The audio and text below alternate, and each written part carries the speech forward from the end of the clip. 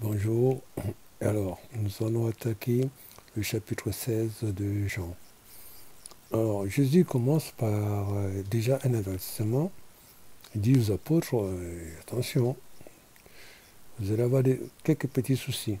Voilà ce qu'il leur dit. Je vous ai dit cela pour éviter le scandale. Vous serez exclus des synagogues. Bien plus, l'heure vient où quiconque vous tuera pensera rendre un culte à Dieu. Et cela, ils le feront pour n'avoir reconnu ni le Père ni moi, mais moi je vous ai dit cela pour qu'une fois l'heure venue, vous vous rappeliez que je vous l'ai dit. Donc, il donne un avertissement, il dit, attendez-vous à connaître des histoires pas très saugrenues. Vous serez pourchassés, vous serez tués, mais parce qu'ils ne m'ont pas connu, à cause de mon nom. Alors, il rajoute, je ne vous ai pas dit cela dès le commencement, parce que j'étais avec vous. Mais maintenant, je m'en vais vers celui qui m'a envoyé, et aucun de vous me demande où tu vas. Alors, Jésus, il perçait bien. Il a vu qu'ils étaient inquiets. Bon, il a compris. Il dit, mais parce que je vous ai dit cela, la tristesse remplit vos cœurs. On s'en doutait bien, ils étaient bien en sûreté avec Jésus. Alors Jésus leur dit qu'il s'en va. Bon, mais ils sont complètement déboussolés, quoi.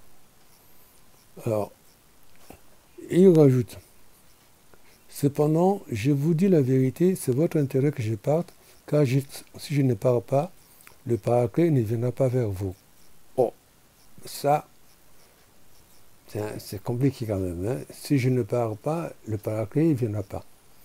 Alors, il leur avait déjà dit que moi, quand je serai là-haut, j'ai prié le Père que vous enverrez un autre Paraclet. Un autre Paraclet. Donc, lui-même s'est considéré comme Paraclet. Ensuite, toujours dans Jean 14, il a dit que l'Esprit Saint qui viendra, que le Père enverra à mon nom. Et dans Jean 15, il va ajouter l'Esprit Saint que moi je vous enverrai à mon nom. Donc on voit bien que l'Esprit peut être envoyé ou par le Père ou par Jésus.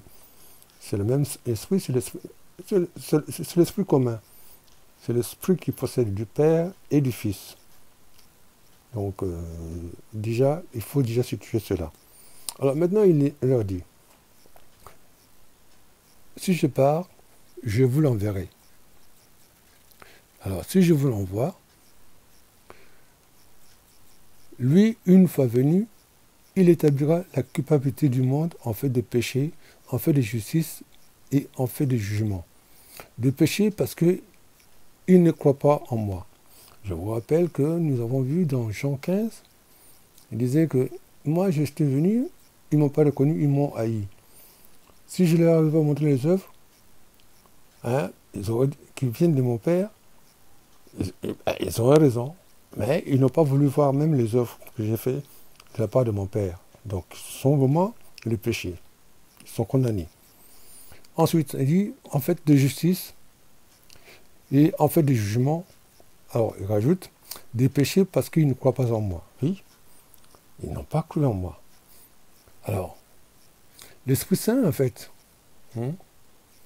est une personne divine qui est distincte du Père et du Fils. Hein? C'est une personne qui habite pour nous, pour atteindre son but qui est de glorifier Jésus. Le Saint-Esprit est source d'intelligence et d'activité. C'est la seule attitude qui convient, c'est de l'humilité pour l'accueillir. Alors, la mission du consolateur, tel qu'il dit, n'est pas seulement de consoler, mais aussi de convaincre. C'est ce qu'il dit d'abord. C'est-à-dire de faire une démonstration en produisant des preuves. Alors là, il va dire, comme on a dit ici, sur trois notions, le péché, la justice et le jugement. Le premier, c'est quoi? Il convainc le monde en ce qui concerne le péché. En fait, la présence du Saint-Esprit sur la terre démontre le péché du monde d'une manière réfutable.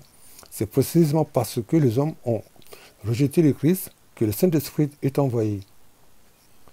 Ensuite, il confond le monde en ce qui concerne la justice. La résurrection de Jésus est la démonstration que Dieu a justifié son Fils que les hommes avaient déclaré coupable.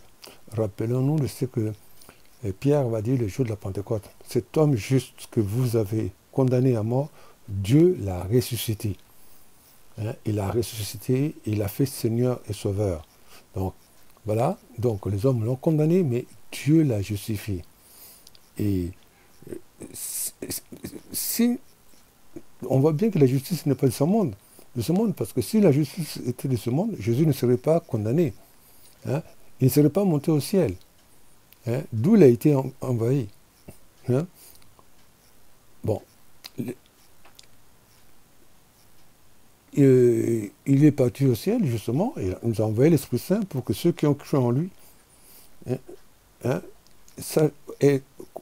comprennent la présence du Saint-Esprit qui demande que la justice existe, non sur la terre, mais au ciel. Et n'oublions pas que c'est vrai que les apôtres ils étaient inquiets, très inquiets, mais Jésus leur a dit, mais moi je suis resté avec vous 3 ans, je m'en vais, mais l'Esprit Saint, lui, il sera éternellement avec vous. Alors, le consolateur, il confond le monde en ce qui concerne aussi le jugement. Le diable a été condamné par la croix, et de façon définitive. Donc, le monde dont le chef est le diable a été condamné. Et ceux qui demeurent comme fils du diable seront jugés comme leur père. Mais remarquons le nombre de fois où Jésus parle de l'esprit de vérité. En fait, l'Esprit Saint, il conduit dans toute la vérité. Il rend un témoignage à Jésus qui a dit qu'il est la vérité. Souvenez-vous qu'on a vu dans Jean 14, il dit, à la question de Thomas, il dit, je suis le chemin, la vérité et la vie. Il vient faire glorifier Jésus. Il révèle que ce que le Père est saint et amour. Il est celui qui fait le pont entre le Fils et le Père. C'est lui qui communique l'amour du Père vers le Fils. En fait, les trois, ils travaillent ensemble. Et l'Esprit Saint, s'il reste avec nous, il va nous révéler la présence de Jésus. Il va nous révéler la face du Père. J'aime beaucoup ces chants que nous chantons. Viens, Esprit de sainteté, viens, Esprit de la lumière. Et essayons de lire un peu ce couplet-là. Révèle-nous la face du Père. Fais-nous connaître l'amour, reconnaître l'amour du Père. Révèle-nous la face du Père. C'est lui qui fait que on voit la gloire de Dieu, le Christ ressuscité. Par toi resplendit la croix du Seigneur. C'est l'Esprit Saint qui nous permet de voir ça. Donc, il nous fait rentrer dans la Trinité même. C'est l'amour du Père pour le Fils. Et il nous fait communiquer la vie de Jésus. Et par lui, nous pouvons dire aujourd'hui, nous sommes devenus des enfants de Dieu.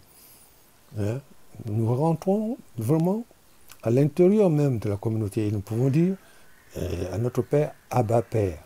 Et comme le dit Paul au Romains 8. Aussi dans Galates, l'esprit qui a été donné nous fait dire Abba Père. Galates 4 suivant. Alors, donc, ces 3 points, en fait, le péché, la justice et le jugement, concernent le monde. On va voir que, justement, dans les actes des apôtres, ils seront conduits par l'Esprit Saint qui va révéler. Alors, d'ailleurs, on a vu dans Jean 14, justement, l'Esprit Saint, il va me faire rappeler tout ce que Jésus avait dit. Je l'avais déjà dit. Mais c'est pour dire qu'il nous faut demeurer dans la parole de Dieu, parce que comment peut-il nous rappeler ce que Jésus avait dit si nous ne gardons pas les commandements, si nous ne gardons pas la parole en nous? Voilà, ça c'est un premier point. L'Esprit Saint vient aussi nous donner la force pour témoigner. Souvenez-vous que Jésus, dans Acte 1, verset 59, il dit, vous allez recevoir une force et vous serez mes témoins.